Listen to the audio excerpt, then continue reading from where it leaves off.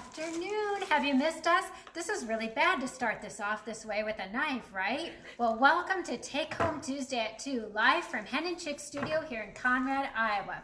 Now, last week we did take a little break, and I bet you guys just couldn't wait till we got back with another idea for you.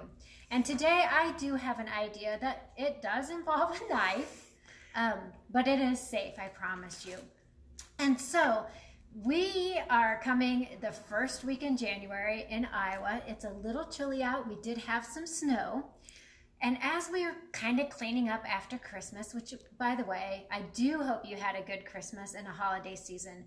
Truly, here at Hen and Chick Studio, we love to hear what your activities in your life is going. And if you ever need anything, we're always here for you. And my family actually celebrated Christmas on New Year's Day, so our celebration went a little bit longer. But this last week, as we're taking down the decorations, which is kind of sad when you have to take down some of it, and I was thinking about what can we do for Take Home Tuesday? Because you know we're always trying to come up with some creative idea or something easy or something fun for you to do. And as I was taking some down, I just have to show you, it's in my bowl of goodies here. I found this little ornament right here, and I don't know how well you can see it, but on the top of this, you can barely see it, it says 1979. My mother, who may be watching right now, if she realizes that it is Take Home Tuesday time, she made this from my Christmas dress that year. And this white with the polka dot was the dress, and it had little ruffles, and this red was a vest, and my brother, of course, had something matching to go with it, and my little sister as well. And so I was looking at this, and I was like, oh, you know, it makes me remember back and the memories and the thoughts that come with Christmas, and not even just Christmas, holidays or any time of year. Very sentimental, and I think many of you are probably that way too. And so, perfect opportunity for Take Home Tuesday, right? This Christmas for my kids, I actually made all three of them. They're in college, and we are avid Cyclone fans, if you have not figured that out by now. We typically get to go to the Iowa State football games, and this year that did not happen. So instead, I made them each an Iowa State lap quilt for them, or blanket. And I had these scraps laying around. So combining all these ideas, I thought, maybe you guys would like to do this too. Do you have bags of scraps laying around? I'm sure none of you do. I'm sure you're all organized and don't have them in baggies like I do. But bags of scraps, what can we do with them? Perfect opportunity for Take Home Tuesday. And why, I kind of gave a teaser the other night about it might help get a jump start for Christmas next year, but also, so I'm using the scraps that I used in my kids' quilts for little ornaments. But as they look at this next year, don't you think they'll remember back to when they got their quilt? And Heidi's actually helping me today, and so we're going to kind of tag team back and forth here. And this is a simple no-sew project. It's very, very simple to do. So that's where we got the idea, and I teased that maybe I would juggle, but I can't juggle, so we won't try to do that. So we have a couple different ideas for you today, and I'm excited about them because I think they're super cute, even if they were just sitting in a bowl like we kind of have here on the table. So Iowa State, we're calling these kind of like a patchwork, scrappy Christmas ball. Or a different idea, if you have strips that you could just strip and make a little ornament that way. So I'm going to show you both of them. You could figure this out well on your own, but I'm sure you love the entertainment of seeing what might happen here, if a ball might go rolling off the table or something like that. So we're going to keep going. So I'm going to start with this one. This one I just simply had some Christmas strips that, don't ask me why, ridiculously, I cut into 1-inch strips. And I just started with those, but I discovered as I was trying to wrap those around the ball, they were actually just a little too wide to lay nicely on the ball. So I started with a 1-inch strip, and these are just scraps, so none of them are the same length. And then I just took them and approximately cut them in half. Now, if you cut the right way, you could tear instead of having to cut these in small strips. But the way I cut the fabric, that doesn't tear nicely this way. So then I have a 1/2-inch strip. And it was super simple. I just went to Hobby Lobby, and probably some of you have some of these laying around your house already. See if I can open them. Just a little box of pins. And I just simply laid this on top, and I've started a new one The one I did was red. This one has green. And I just simply started at the top and I just overlapped it as I went around, holding it at one side. So super simple. See here? You could do this in front of the TV if you wanted to. Not even hard, no hot glue involved so you don't burn your fingers or anything. When I get back to the top, I just took a pin and poked it in and then trimmed off that excessive piece. So you can see as I start to layer these then, I'm starting to cover up the previous row, just leaving a little bit showing. And I'm going to combine colors here just a little bit because I have some left over from my red. So again, I just put it at the top, overlapped it, left a little bit of that fabric showing, came around, took a pin, stuck it in, and trimmed. How easy is that? Great way maybe to use some scraps.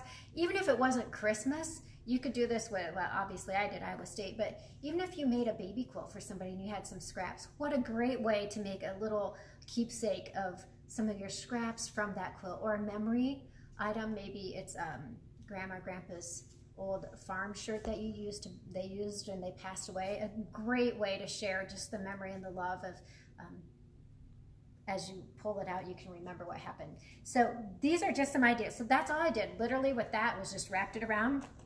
Then at the top, seriously, on this one, it's using what you have, right? We're trying to find things that you could do. I put a safety pin through the fabric at the top and then just tied an extra little strand to hold it. Now, you could use one of the like little U-pins or something like that. You guys probably have better ideas, but this is what I had, so this is what I did. I think it'd be cute if you came back and put a little greenery on it or something else. You guys embellish and add. I would love to see some of your ideas and some things that you could come up. Valentine's Day, Easter. You could do this with several things, not just Christmas. But now let's go to the patchworky ones. And again, this is the one my mom made for me in 1979, and it hangs on my Christmas tree every year. Do you guys do that? Do you get new ornaments every year? I do. My kids still do, and they think that's fabulous. So all the ones when I was growing up are still hanging on my Christmas tree today. Well, not now, they're in the basement, but they were hanging on my tree. So I simply started with a styrofoam ball. Now there's a couple different ways that you could do this. I'll get rid of my Christmas scraps and pull out my Iowa State scraps. There's a couple ways you can do this. If you really wanted to be fussy about it, which you can see, you could be on some of the prints if you wanted to be, like that one where I kind of made sure I got the sigh right there. This does take a while, but guys, I did this during the Iowa State game, which shout out to my Cyclones for their football victory on Saturday. That was awesome.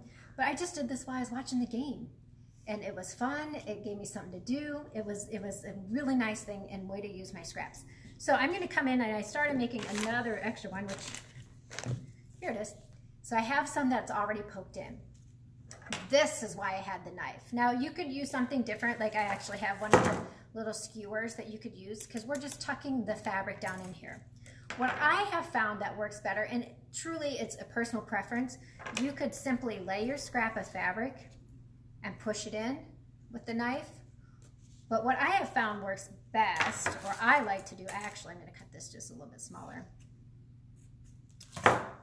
is I like to lay it on here.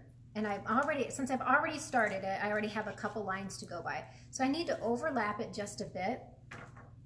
But then I'm gonna take the knife, and I have to do this backwards when looking, and I'm just gonna slide it down into those. So can you see how I'm doing that? Just using that knife to kind of go down. And sometimes I have to kind of manipulate it a little bit, but I already have those cracks. And so then I can come back in and tuck those little points in. Okay, you can start to see how it works, super simple. But now I have these flaps here. My personal preference, I found it a little bit easier than trying to push it down in, is to kind of go underneath here, back just, 1/8 of an inch, 1/4 of an inch or so, and actually cut the line I want to put my fabric down into first.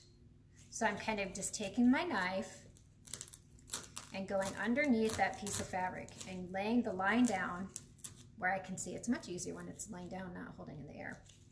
And hopefully you can see that now I'm just sliding those pieces down into that pre-cut line that I just made with my knife.